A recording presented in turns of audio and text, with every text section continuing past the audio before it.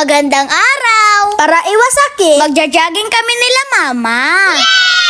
Umaambon pa nga. Kaso nag-effort kaming gumaya, kaya wala nang atrasan. Tarzan! Hala, nahawa na ako kay Kuya S. Mais!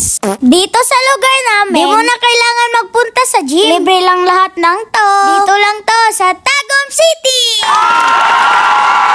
At bumida na naman si Max. Ang cute daw ng vlogger na may kasamang aso. Kaso ako yung napagkamalang aso. Tapos si Max ang vlogger. Luoy pod. Ang daming nagpa-picture sa kanya. Akala ko ba, Max, aso ka? Ba't bigla kang naging si Jollibee? Bida-bida yun. Pagdating sa bahay, lamon muna. May pa-burger si Mama. Siguro nakakuha to ng ayuda. Urbida! Tara, magsaing na tayo. Matik na yan kahit hindi inuutusan. Alam nyo naman kung anong oras kayo kumakain, di ba? Tandaan nyo nga ang birthday ng crush nyo. Tapos ang oras na pagsasaing, hindi. Siguradong magsusuper saiyan ang mga nanay nyo. Agoy kahadlok.